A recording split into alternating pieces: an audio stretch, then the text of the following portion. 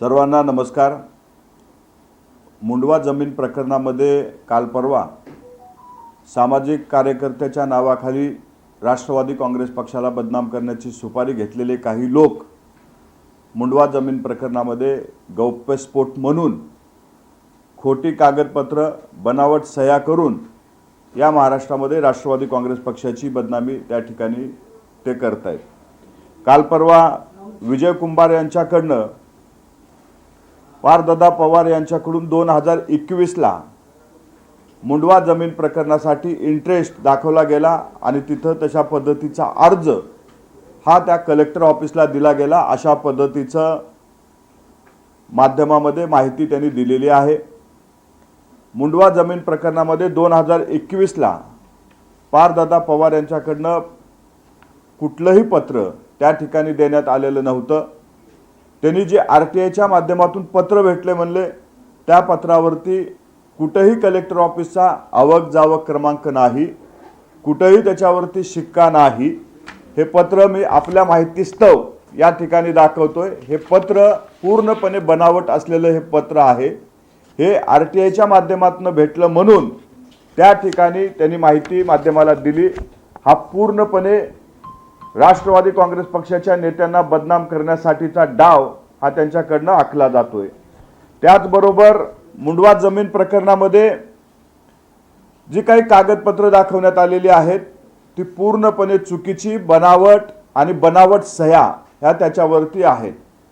महाराष्ट्रामध्ये संविधानाने आणि कायद्यामध्ये बनावट कागदपत्र बनवणं, बनावट सह्या करणं हा कायद्यानुसार गुन्हा आहे आणि त्यांच्यावरती गुन्हा दाखल व्हावा यासाठी आम्ही वकिलाच्या माध्यमातून पुणे डीसीपीला तक्रार त्या ठिकाणी देण्यात आलेली आहे। ज्या लोकांनी बनावट कागदपत्र बनवलेले आहेत, बनावट सह्या केलेल्या आहेत आणि महाराष्ट्राच्या जनतेची दिशाभूल केलेली आहे, राष्ट्रवादी काँग्रेस पक्षाची बदनामी केलेली आहे, अशा लोकांवरती तात्काळ गुन्हे दाखल व्हावेत अशा पद्धतीची मागणी ही राष्ट्रवादी काँग्रेस पक्षाकडनं वकिलाच्या माध्यमातून काल पुणे येथे करण्यात आलेली आहे।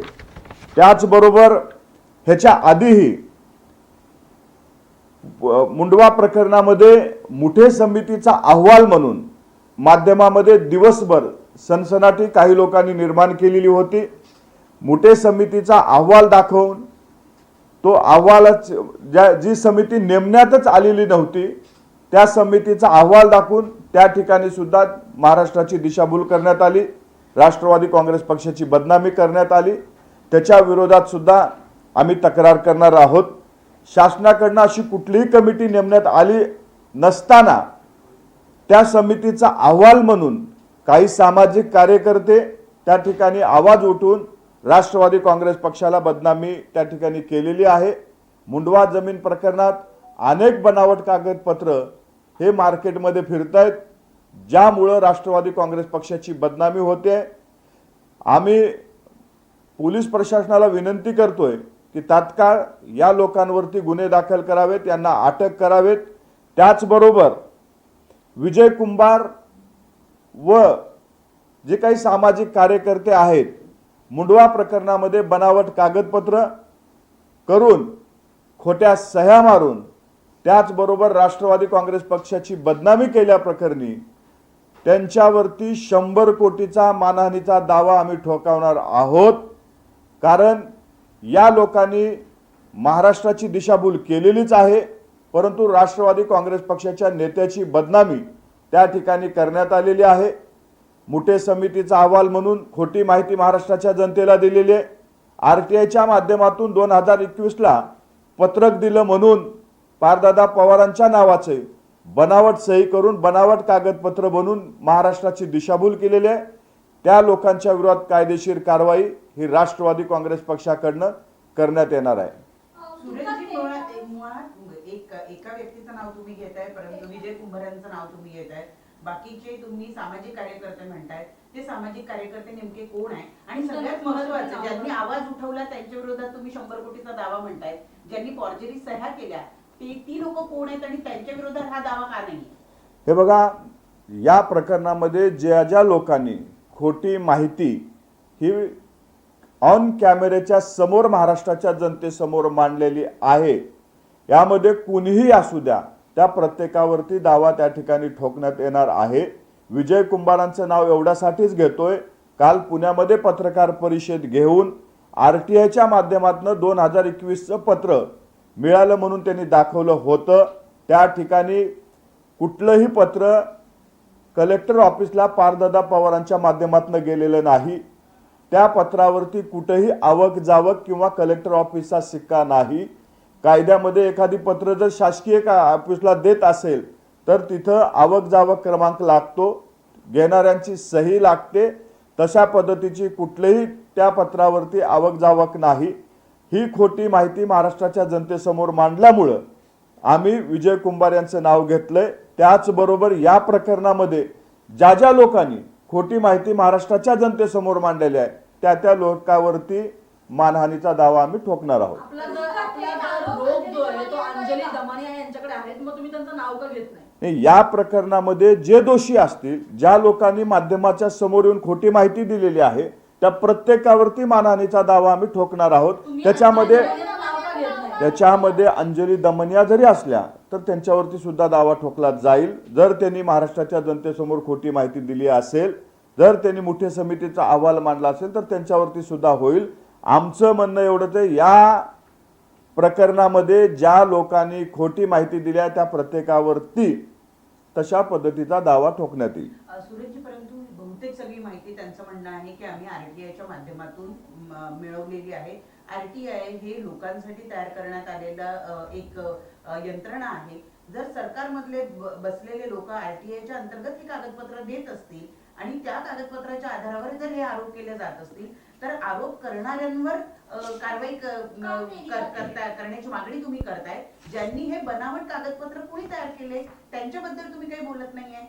RTIच्या माध्यमातून कागदपत्र भेटली म्हणून खोटी कागदपत्र ही ऑन कॅमेऱ्याच्या समोर दाखवले। त्या ठिकाणी मी आपल्याला एक पत्र दाखवतोय, त्यांनी जे पत्र दाखवलं या पत्रामध्ये हे 2021चं पत्र त्यांनी जे तुमच्या माध्यमाच्या समोर दाखवलंय, या पत्रामध्ये कुठेही कलेक्टर ऑफिसचा आवक जावक क्रमांक नाही, कुठेही कलेक्टर ऑफिसची सही शिक्का नाही। हे पत्र फक्त खोटं पत्र बनवून हे माध्यमाच्या समोर त्या ठिकाणी दाखवण्यात आलेलं आहे। हे पत्र आमच्या कुठल्याही पदाधिकाऱ्याकडनं, नेत्यांकडनं किंवा पारदादांकडनं हे कलेक्टर ऑफिसला गेलेलं नाही। हे पूर्णत्वा खोटं पत्र असल्यामुळं आम्ही हे माध्यमाच्या समोर एक्सपोज करतोय आणि म्हणून अशी खोटे पत्र दाखवून राष्ट्रवादी काँग्रेस पक्षाची आणि नेत्याची बदनामी केल्याप्रकरणी आम्ही त्यांच्या विरोधात मानहानीचा दावा ठोकणार आहोत। हे पत्र कुणी दिलं यासाठी मी आपल्याला आधीच सांगितलं की पुणे DCP कडे याबाबतची रीतसर तक्रार आम्ही केलेली आहे। कायद्यानुसार खोटी कागदपत्र बनवणे, खोट्या सह्या करणे हा गुन्हा आहे। पुणे DCPला तशा बाबतची आम्ही तक्रार दिलेली आहे की या प्रकरणामध्ये ज्या लोकांनी हे पत्र बनवले आणि या पत्रावरती सह्या केल्यात त्यांना शोधून त्यांच्यावरती रीतसर कायदेशीर कारवाई व्हावी यासाठी आम्ही पुणे पोलिसांकडे सुद्धा अर्ज केलेला आहे। आता खरं तर खरगे समिती नेमण्यात आलेली आहे, त्या समितीचा 1 महिन्याचा कालावधी सुद्धा वाढवून देण्यात आलेला आहे। हे सगळेच कागदपत्र बनावट आहेत, सगळ्याच सह्या बनावट आहेत। मी त्याच्यावरती चौकशी चालू आहे। चौकशीच्या अंतिम कागदपत्र आपल्या हातीतील आल्याच्या नंतर आपण त्याच्यावरती बोलू शकतो। परंतु काल परवा जी 2 डॉक्युमेंट्स महाराष्ट्राच्या जनतेसमोर मांडण्यात आले, ती 2 डॉक्युमेंट्स कुठले होते तर एक मुठे समितीचा अहवाल, जी समिती स्थापन करण्यात आलेली नव्हती पण त्या समितीचा अहवाल दाखवण्यात आला। त्या समितीच्या अहवालामध्ये पूर्णपणे आम्हाला दोष देण्यात आले, तो एक खोटा डॉक्युमेंट्स आहे। आणि त्याच्यानंतर काल जो 2021चं पत्र जी कलेक्टर ऑफिसला 2021 साली मुंडवा जमिनातमध्ये इंटरेस्ट दाखवला म्हणून हे RTI मधून कागद मिळवला आणि तो तुमच्या समोर मांडण्यात आला, त्या कागदपत्राच्या विरोधात आम्ही खोटी माहिती दाखवल्याबद्दल, खोट्या सह्या केल्याबद्दल, खोटी कागदपत्र दाखवून दिशाभूल केल्याबद्दल त्याच्या विरोधात आम्ही हा दावा ठोकतोय। दावा कोण ठोकणार आहे? दावा वकिलाच्या माध्यमातून आम्हीच हा दावा ज्या लोकांनी खोटी कागदपत्र दाखवलेत त्यांच्या विरोधात आम्ही ठोकणार. आणखी एक महत्त्वाचा मुद्दा म्हणजे की मी जसा प्रश्न विचारला की या 2 डॉक्युमेंटच्या संदर्भामध्ये तुम्ही आता तक्रार करताय, पण याच्या पूर्वीचे जे काही डॉक्युमेंट्स त्यांनी पहिल्यांदा दाखवलेले होते या 2 दिवसांच्या पूर्वी जेव्हा हे प्रकरण उघडकीस आलेलं होतं त्यावेळेला जी कागदपत्र दाखवलेली होती किंवा जमिनीचे व्यवहाराची जी कागदपत्र दाखवण्यात आलेले होते त्या कागदपत्रांचं काय? अजून त्यांच्यामध्ये आम्ही खोलामध्ये जाऊ, त्याची माहिती घेऊ. आता आमच्या समोर ही 2 डॉक्युमेंट्स आलेत ज्या डॉक्युमेंट्समुळं राष्ट्रवादी काँग्रेस पक्षाची बदनामी झालेली आहे. त्या बाकीच्या डॉक्युमेंटचा सुद्धा तपास घेऊ. त्याच्यामध्ये जी कुठली खोटी डॉक्युमेंट्स यांच्याकडनं दाखवण्यात आले असतील तर त्याच्या विरोधात सुद्धा आम्ही आवाज उठवू. त्याची सुद्धा महाराष्ट्राच्या जनतेसमोर आम्ही आमची बाजू मांडू. कशा पद्धतीनं राष्ट्रवादी काँग्रेस पक्षाला बदनाम करण्यासाठी ही लोक काम करत आहेत हे महाराष्ट्राच्या जनतेसमोर मांडू. आणि बाकीचा जो आहे खर्गे समितीच्या अहवालाची चौकशी चालू आहे, त्याच्यामध्ये खरी कागदपत्र त्यांच्यापर्यंत आहेत कारण ती शासनाची कमिटी आहे. ती कमिटीचा अहवाल आल्याच्या नंतर मात्र माध्यमाच्या समोर दूध का दूध पाणी का पाणी होईल आणि त्यानंतर आम्ही सुद्धा आमची बाजू आपल्यासमोर मांडू. तुम्हाला म्हणायचंय का पार्थ पवार हे निर्दोष आहेत म्हणून? पूर्णपणे त्या प्रकरणामध्ये निर्दोष आहेत. जे काही प्रक्रिया केली आहे ती कायद्याच्या चौकटीत अधीन राहून त्या ठिकाणी ती प्रक्रिया पार पडलेली आहे. त्यामुळं कुठेही गैरव्यवहार त्या ठिकाणी झालेला नाही. ती जमीन आजही कलेक्टरच्या ताब्यात आहे, ती जमीन आजही शासनाकडेच आहे. मग ह्याच्यामध्ये जी लोक म्हणतायत की एवढ्या कोटीचा भ्रष्टाचार झाला, एवढ्या कोटीचा घोटाळा झाला, जर जमीनच सरकारच्या ताब्यात आहे तर भ्रष्टाचार कुठून आला हा सुद्धा प्रश्न आम्हाला आहे. परंतु या प्रकरणामध्ये अधिकची माहिती किंवा अधिकचं आम्ही बाजू हे खर्गे समितीच्या अहवालानंतर मांडू, कारण त्याचा तपास चालू आहे आणि तपासाच्या मध्ये बोलणं आम्हाला वाटतं कुठंतरी चुकीचं ठरेल. म्हणून खर्गे समितीच्या अहवालाच्या नंतर दूध का दूध पाणी का पाणी झाल्याच्या नंतर आम्ही सुद्धा आमची बाजू त्या ठिकाणी मांडू.